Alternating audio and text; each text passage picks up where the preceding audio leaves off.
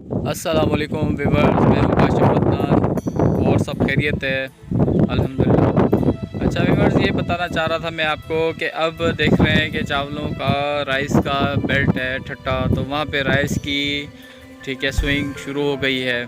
ठीक है, और यहाँ पे एक दोस्त ने यानी कि चावलों की स्विंग की है, तो वो बोलना चाह रहा था कि भाई आओ विज़िट करो और देखो कि क्या मसला है। एक तो ज़मीन का पीएच हाई है, तो इस वजह से थोड़ी सी बर्निंग है।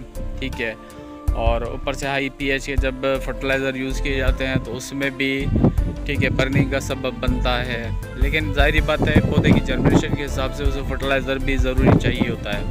तो अब सूरत हाल ये होती है कि उसके साथ कौन सा ऐसा यानी कि काम किया जाए जिससे जनरेशन तो हो, फर्टिलाइज़र फार्म में भी यानी कि फ़ायदा हो, लेकिन सेकंड टर्म में ये है कि ज़मीन की यानी कि जो है पीएच वो भी डाउन हो जाए। तो उसके लिए हम तकरीबन रिकमेंड करते हैं अमोनियम सल्फेट है जो फर्टिलाइज़र फार्म में है, और सल्फ़र है जिसे हम यूरिया के साथ या डीएपी के साथ यानी कि यूज़ करवाते हैं। अब आप देख सकते हैं कि इसकी जनरेशन बहुत अच्छी हुई है। ठीक है, और शुरू में ब्लाइट का यानी कि सिम्टम था जो कि इसकी नर्सरी पे था। ठीक है, नर्सरी पे मैंने इसे तकरीबन रिकमेंड करवाया कि भाई आप एक फंजीसाइड ले लो और उसे यानी कि आप लगा दो। आप देख सकते हैं कि यहाँ पे ब्लाइट तो है लेकिन उस हिसाब से नहीं है जैसे होनी चाहिए थी। ये इख्तिताम अगर बीज के टाइम पे हो गया है तो मैं समझता हूँ कि इसका जो बेनिफिट है वो इसे यानी कि स्विंग के टाइम पे मिल गया है। ठीक है, जो कि यानी कि जो चीज़ बढ़ने वाली थी उसे हमने नर्सरी में ही रोक दिया। ठीक है, अब है लेकिन बहुत कम है। खैर उस पर तो हम यानी कि इस पर यानी कि स्प्रे करवा देंगे। ठीक है, और दूसरा ये कि वो फर्टिलाइज़र के हवाले से ये पूछना चाह रहे थे कि आप मुझे ऐसा कौन सा फर्टिलाइज़र देना चाहिए जिसका पीएच भी कम हो और सेकेंड टर्म में इसकी जनरेशन भी अच्छी हो।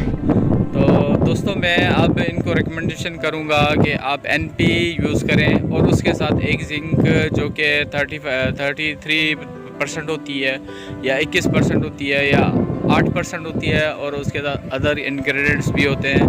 तो दोस्तों मैं इनको ये रिकमेंड करूँगा और इंशाल्लाह नेक्स्ट वीक इसका रिज़ल्ट आपको दिखाऊंगा कि इसका रिज़ल्ट क्या बन रहा है। ठीक है, और यहाँ पे एक हारी साहब थे जो कि यहाँ से भाग गए और वो कह रहे थे कि मेरी वीडियो नहीं बनाओ। ठीक है, और मैं आपको उनका दिखाना चाहूँगा कि वो उस साइड पे जाके बैठ गए हैं। ठीक है, और छुप के बैठे हुए हैं मुझसे कि मेरी वीडियो नहीं बनाओ। यहाँ पे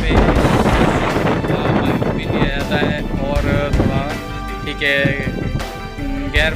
गैर मज़हब तो नहीं बोलेंगे पर मायूब लिया जाता है कि मेरी वीडियो नहीं बनाओ ताकि मैं लोगों के सामने ना आ सकूँ। बाकी इसकी जनरेशन बहुत अच्छी है।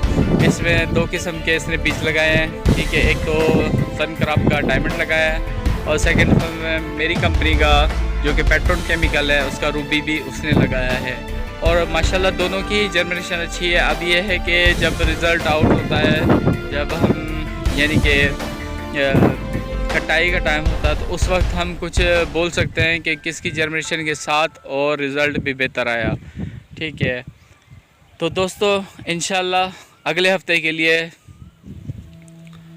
रुखसत चाहूँगा और अगले हफ्ते आपसे मुलाकात के साथ मैं आपको ये भी बताऊँगा कि अब इसके साथ क्या करना चाहिए। वैसे अमूमन राइस के बेल्ट के हिसाब से राइस में तकरीबन 3 से 4 फर्टिलाइज़र यूज़ होते हैं, जो कि अगर स्विंग का टाइम बहुत अच्छे से आपने यानी कि प्रॉपर कर लिया तो देख रहे हैं कि इसकी जनरेशन कैसी आ रही है। और सेकेंड टर्म में ये है कि फर्टिलाइज़र फार्म पे भी सही फोकस किया जाए तो मैं समझता हूँ ये बर्निंग से भी बच जाता है, ब्लाइट से भी बच जाता है, और इसमें अगर दानेदार भी यूज़ हो जाती है जैसे 20 से 25 दिनों में हम रिकमेंड करते हैं, तो उससे ये है कि दूसरी बीमारी जो लीफ फोल्डर आता है, ठीक है, और नीचे भी जीत जड़ा होते हैं उनसे भी महफूज रह जाता है ये। और लास्ट टर्म पे तो आपको पता है कि 50 to 55 डेज़ में हमें लास्ट यानी कि फर्टिलाइज़र के साथ दानेदार यूज़ करना होता है, जो कि ज़रूरी है क्योंकि उस वक्त बीज बनने का प्रोसेस होता है। ठीक है, और बीज बनने के प्रोसेस में अगर हम उसको ही सेफ नहीं करेंगे, उस चावल को उस राइस को सेफ नहीं करेंगे तो ज़ाहिर बात है हम लॉस की तरफ चले जाते हैं। और इतना टाइम स्विंग और सारी चीज़ें होने के बावजूद हम लॉस उठाएं तो मैं समझता हूँ कि बेहतर अमल नहीं है। इसलिए ये सारी चीज़ें आप दोस्तों के लिए भी शेयर करने जा रहा हूँ और सबके लिए जो कि राइस लगाते हैं और राइस में जो मसाइल आते हैं उनके हवाले से मुझसे रब्ता कर सकते हैं। मैं अपना रब्ता नंबर भी छोड़ूंगा और सेकेंडर में ये कि आपको मज़ीद आगाही भी इस सूरत हाल में मिल जाएगी। Thank you very much. Okay, अल्लाह हाफ़िज़।